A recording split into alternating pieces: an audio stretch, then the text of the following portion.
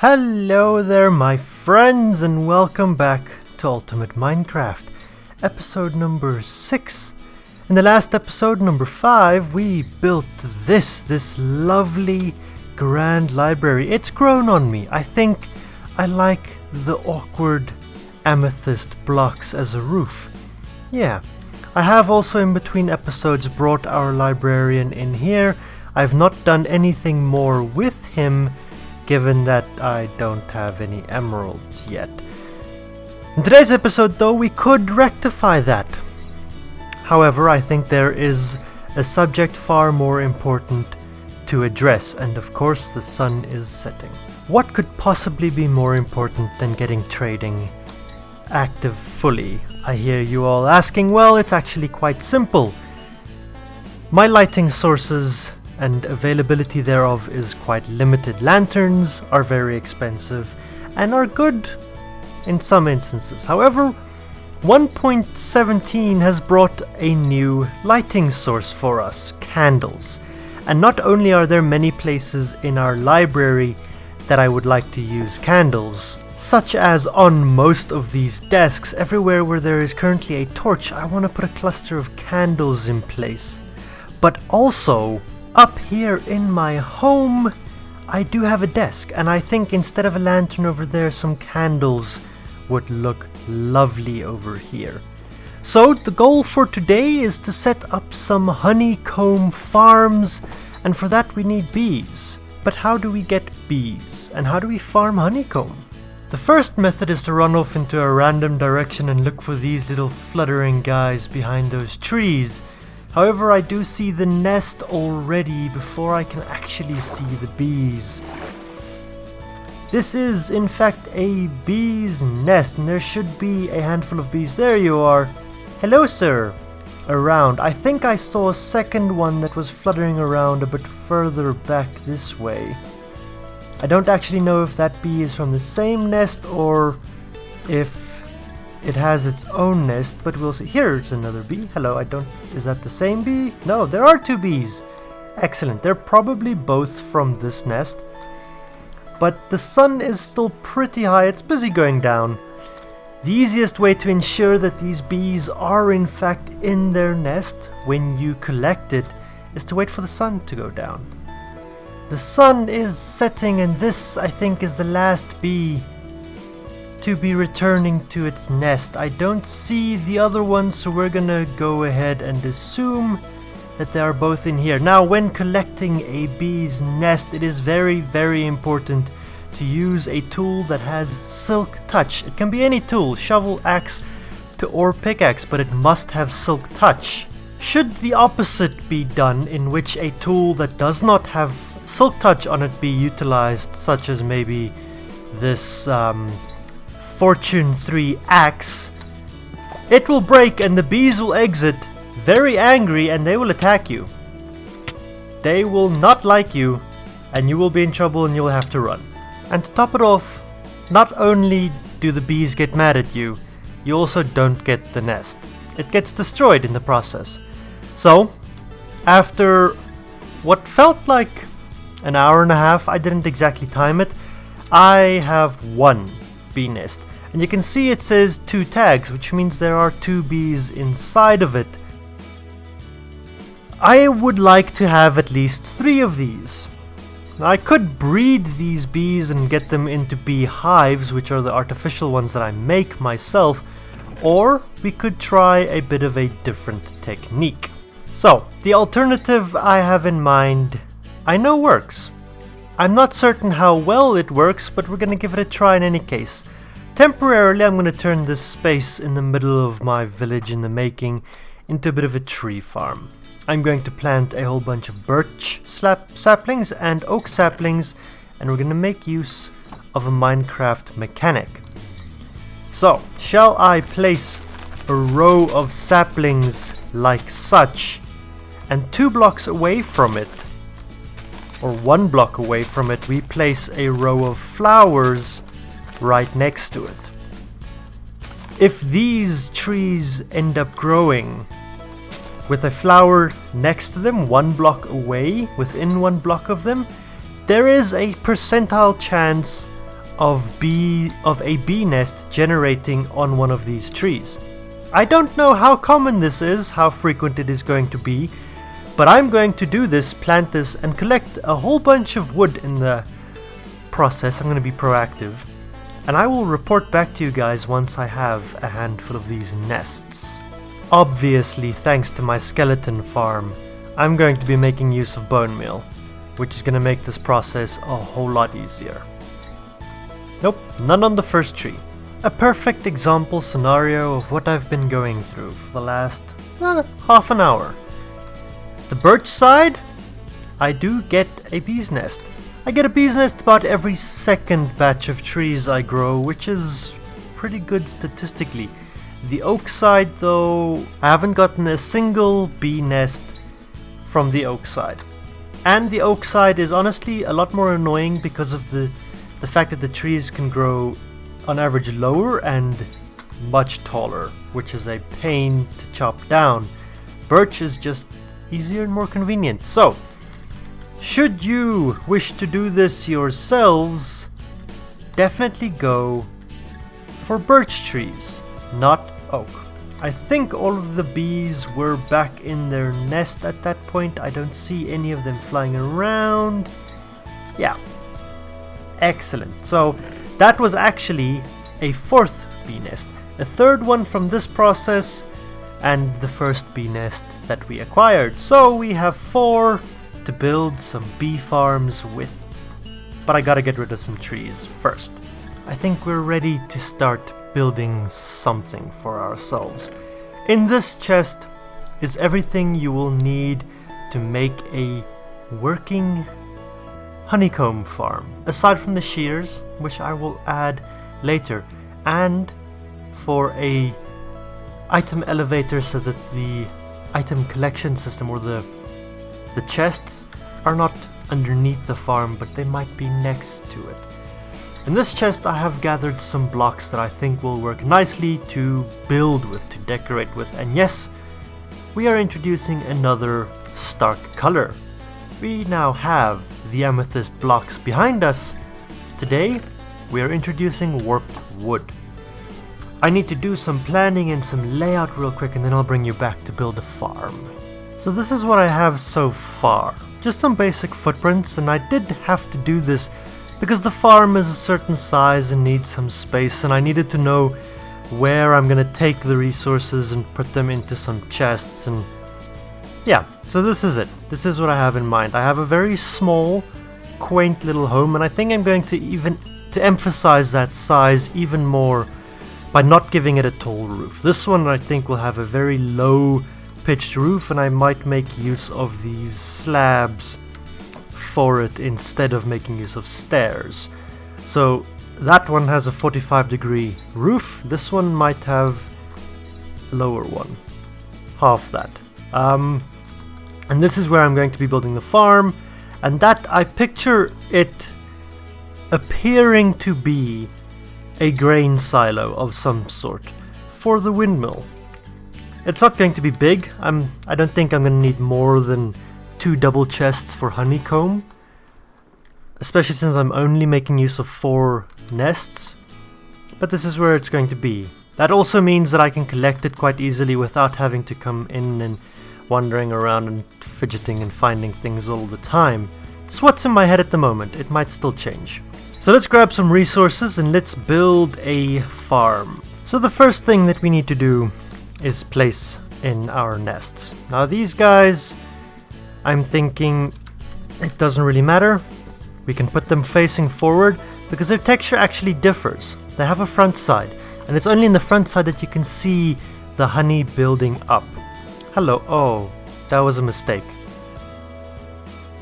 That was most definitely a mistake.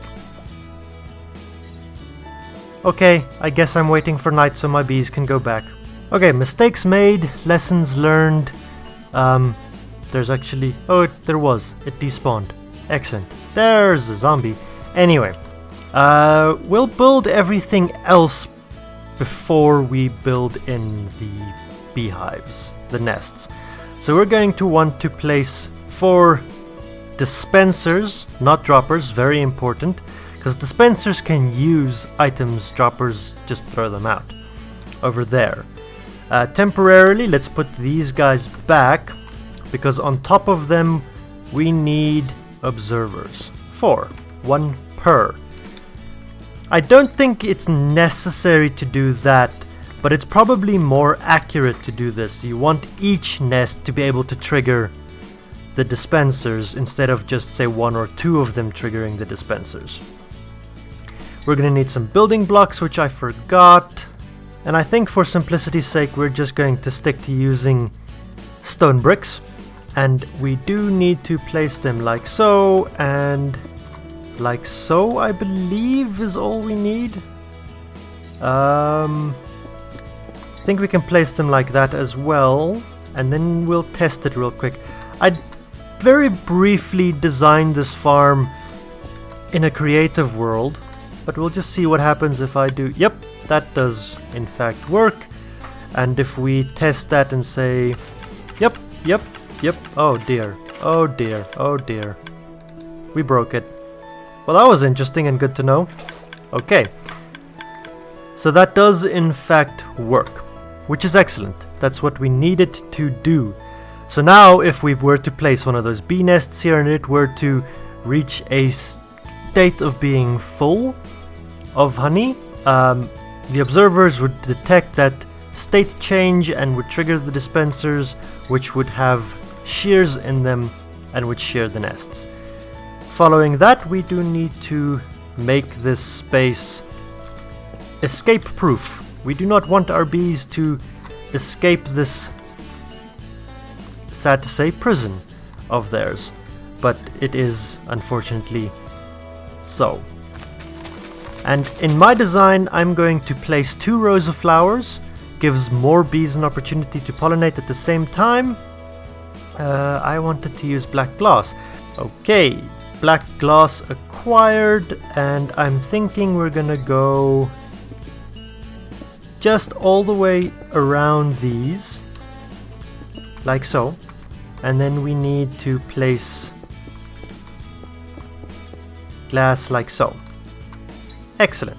Alright, that's basically the farm done. All we now need are our nests in there, and we can actually go ahead and put our nests in at this point. So let's clear some inventory space, throw them in there. And to make my life easier, let's run back to the chests and grab something else. Any old trapdoor will do. I want to be able to cover this hole that I'm about to make very quickly. So let's break a hole in there. Let's put a trapdoor down like so. Put ourselves in swim mode. And then the question is, will I be able to reach those blocks through the flowers? No. Okay, that's not gonna work either. Fingers crossed we can catch our bees before they escape here. Like so. Glass in place. Excellent. Okay, that's the hard part done. I've basically got the underside of the farm working, and just in the 10 minutes or so it's taken me to do this, all 4 of these are full. I'm aware that the 2 on the left already had honey in them, but all 4 of them are now full. Coming down here you can see I've got my little rail loop, and this is just a continuous loop on and on and on all the time.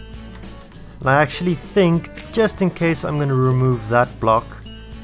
I think minecarts get iffy around corners. The minecart at no point needs to stop. I don't think this farm is going to yield enough that the minecart will ever get full. So just the fact that it runs over these 2 hoppers every now and then, every lap, will be more than enough to suck whatever honeycomb it manages to pick up out of it. We've got a hopper line all the way over here, and it has to be a hopper line because I don't have access to ice yet. So I can't make a water conveyor belt because you need ice every time the water comes to an end where you put a sign or a gate or anything. So it has to be hoppers for now. Hoppers come to this little dropper unit. Dropper, not dispenser, because here we don't want things to be used, we just want them to be spat out. With a quick timer, if I were to throw, say, that in there, you see it triggers. Every item that this dropper has in its inventory triggers the cycle once. This is the cycle that is a comparator, 2 repeaters and 3 pieces of redstone. And this is going to be our water elevator that goes up to where our deliveries, our collection system will be. And ever since, I think 1.17, Minecraft has made it a whole lot easier to implement these water elevators, because now, oh, I'm gonna have to fill in this, but now it is possible to plant kelp, hello, on soul sand. So if I were to come back in here and we just fill that in, and we're gonna have to put a dirt block over there. If I then take out my kelp, yep, I can indeed plant it there. Excellent. So now, if we break all of this out, yep, we have a water elevator. Excellent. And that will now be able to bring all of our good stuff into these chests. We already have some things. Wonderful. So with storage sorted, we should now technically have a working farm. I think all that remains for this section is to go ahead and put the minecart in, and I need to get it going somehow. I didn't think that part through very well. Okay, trapdoor, and there we go. Now we can get you moving. Excellent. Okay, minecart is in motion. Now our collection system works. However, we do have a small problem in that since these things are already filled up, they will never undergo a state change, which means our observers will never trigger our dispensers, and I'm gonna have to prime it. But I'm also gonna need some shears first. 9 shears loaded into each of the 4 dispensers. All that is needed now is to prime this farm, and I think a button here at the very back will do wonders for us. Yep, okay, they were all harvested. Look at that, the honey is gone from them, and the minecart probably acted far too quickly for us. There it goes. Did you see it? Yep. Up it goes, up it goes. We have honeycomb. My friends, the farm works. It is a success. And with the farm done, it is time for us to start building. Yes, I need to decorate this area now and make it look nice, because I can't just have that thing standing in the middle of a field. No, we need to decorate this space. First and foremost, I want to build a little house. Primary color, I'm thinking birch, because we chopped down a lot of birch trees to get this. It's a little symbolic to me, I think. We'll throw in some oak and make use of some spruce as well. Yeah, combination of all 3. And the ceiling and the floor definitely can't be the same color. I mean, that'll just be a bit too much. But this is looking pretty good. I like the texture variation I've put in here. I haven't done that anywhere else with my timber builds just yet. Not even this one that we built relatively recently. I like it. I do like it. I've put in some preliminary windows, and I'm a little concerned with how flat this wall is going to be, but if we do a lot of foliage and things around the back, I think we can make it work. As an initial color scheme for the roof, I'm thinking deep slate, because we've been using deep slate in pretty much every build we've done so far, except for the farmhouse over there. I think the fact that we're going to be using a stark color like the warped wood in this building, we need to tie it back into the rest of the village a little bit, and I think the deep slate will help, though we're going exclusively with deep slate tiles. And if you do look at that over there, we've got cobbled deep slate, we've got deep slate brick, and we've got deep slate tiles, and the deep slate tile is the darkest of the 3. I'm going for that intentionally, because I don't want these warped wood slabs to necessarily stand out too much, so I'm going to try and suppress them a little bit with the deep slate. And wow, that is a beautiful color combination. That really is a beautiful color combination. The warped wood and those deep slate tiles. I like it very, very much. I've gone and grabbed some other things though, made some things. I think these corners need a little bit more detail, and I think the cobbled deep slate walls will actually do very nicely here.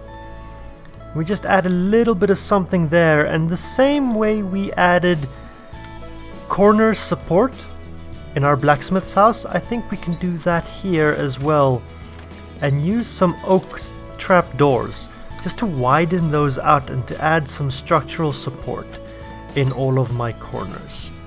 Additionally, we do also have something that I've come up with, that I've thought of, to break up this back wall a little bit. We're gonna give this building a chimney, and we're just gonna go with this typical standard these days of putting in some spruce trap doors to conceal the fireplace itself. And if we hop down, get rid of that. Yeah. It's not perfect. It's really small. Maybe I'll add a little bit of something here, make it a bit more uneven than it currently is, a bit more lopsided.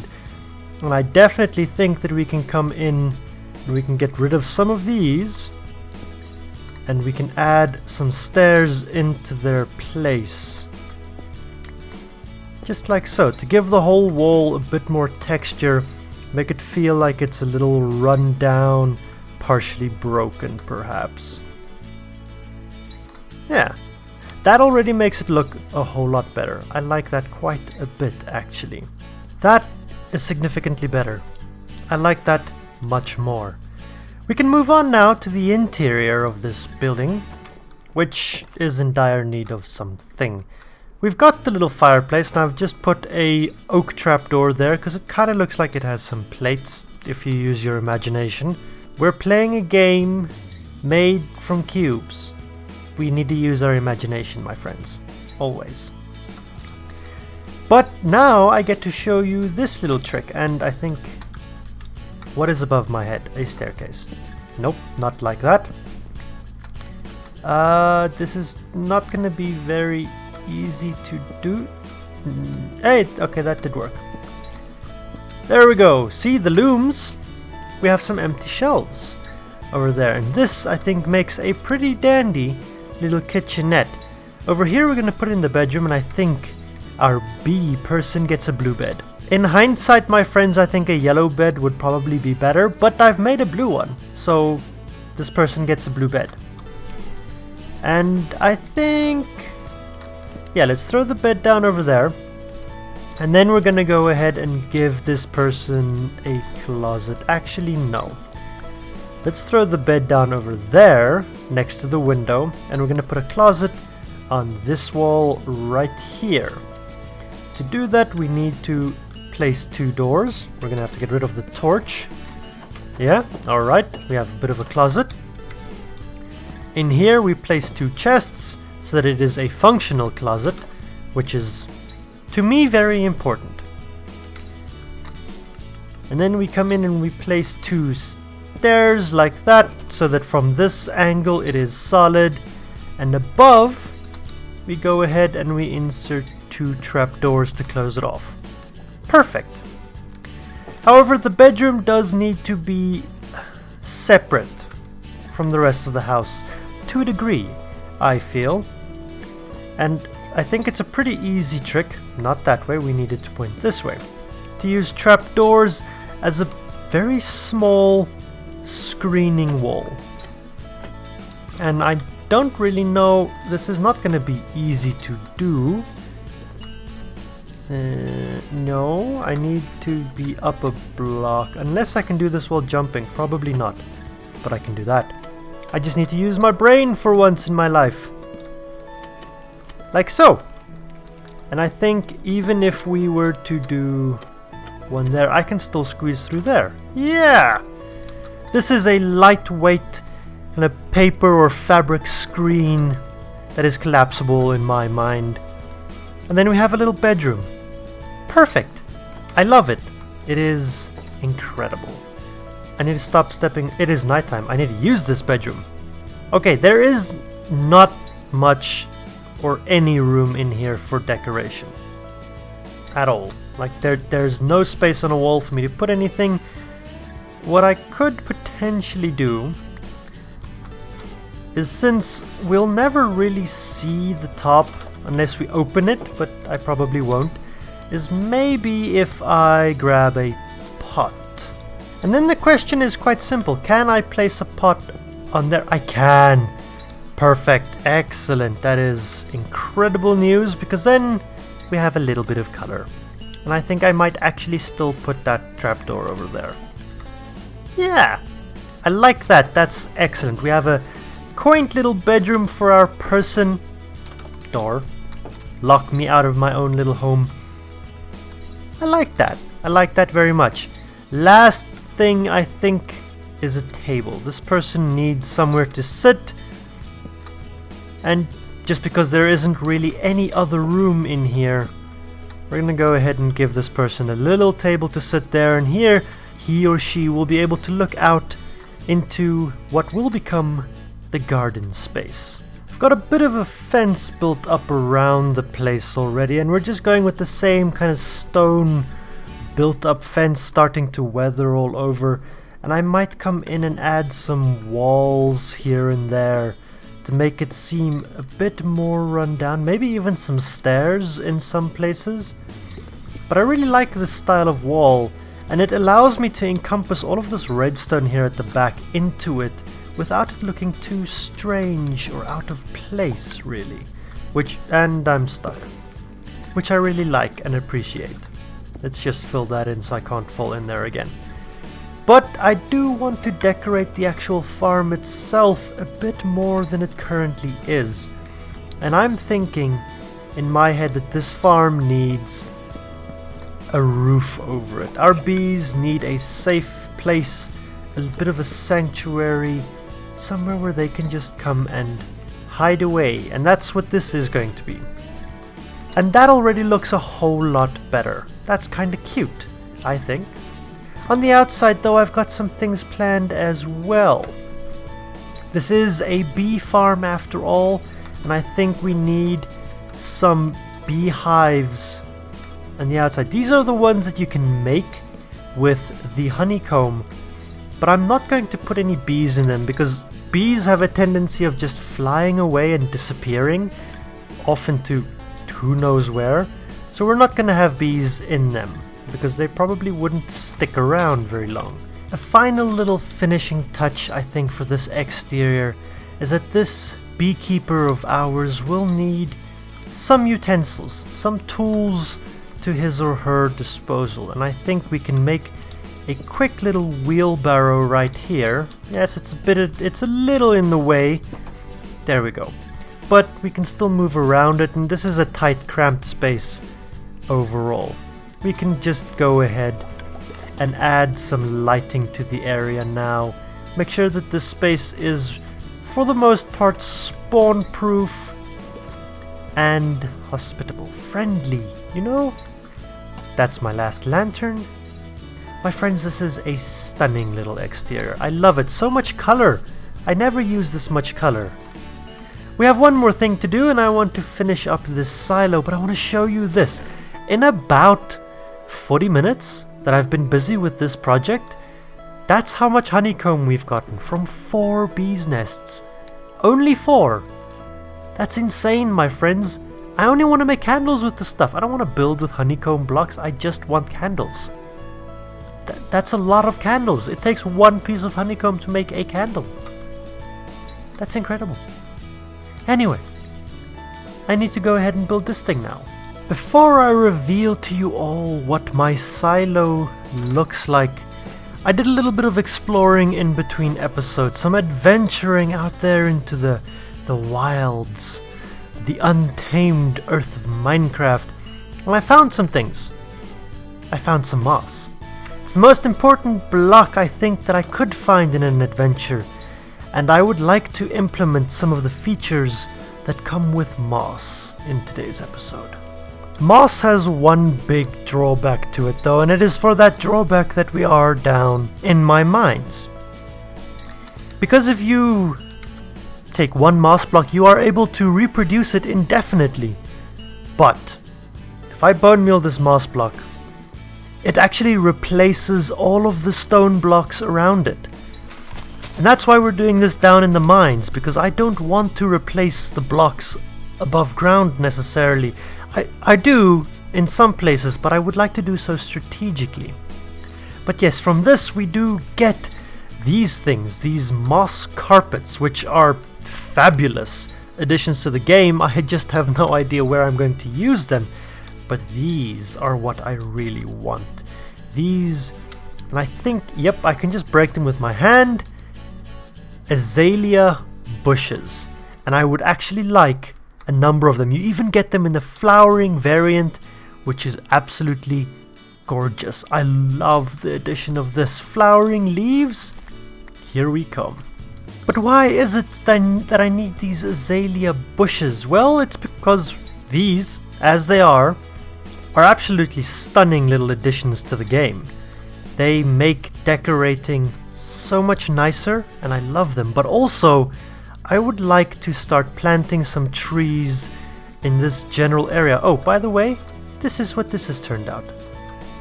I like it. It's very simple, but it's just a storage building. It's not meant to be very extravagant or over the top.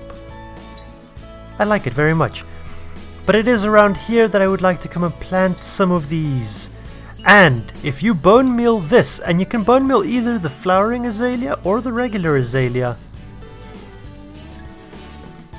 boom, you get a tree. You get a tree, and this tree has flowering leaves to it. That is so beautiful. I love that. And I want to use some of this as decoration around this space, because flowers and bees, they go together wonderfully. I also just discovered something. I currently have 2 flowering azaleas in my inventory. Oh, it didn't happen that time. These trees don't give you saplings, they give you more flowering azaleas, which is absolutely brilliant. Anyway, that already makes for a much nicer environment, just bringing some trees back into the space. Beautiful. I love it. And we can also plop down some of these guys as some side decoration. Yeah, that's perfect. With the sun setting, I think this is the perfect time to show this off. I absolutely love that kind of environment. Some of the boulders sticking through these beautiful flowering trees, lantern light. I love this. Soon, my friends, soon, this whole village will have that kind of atmosphere to it. But I need to sleep. I need to sleep quick now, because there are nasties around. The very last thing for us to come and do, my friends, is to come and collect some of this honeycomb. And look at how much we have already. It's been an hour and a little bit. That's absolutely insane. But we can collect the honeycomb. I brought some string, and we now get to make some candles. I don't actually know how to dye the candles. I know you can dye candles. Let's make some purple as well. And let's see. Okay, so it looks like you make the candle first. Aha! And then you can dye it. Alright, well, in that case, let's just make a whole bunch of candles. And we're gonna make some purple. I like some purple. I would like some blue. I would like some red. And then we need to go and place some candles all over the place, my friends, everywhere. Everywhere we can find a spot to put them. So in here, I have demarcated some space everywhere where I had left. Oh, that's great. That's so great. The fact that you can put multiple candles together. Oh, that's so amazing. Okay, I'm gonna need more dye. Let's make more red. I think red is probably going to be one of my favorite colors.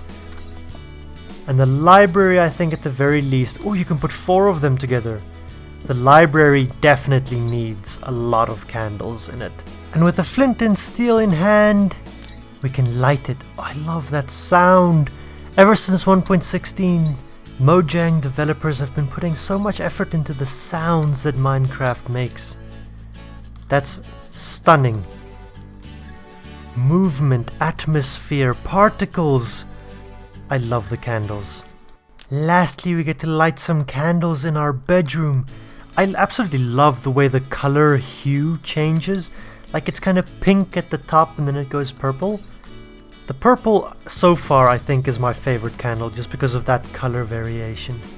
It's so nice. It's so nice.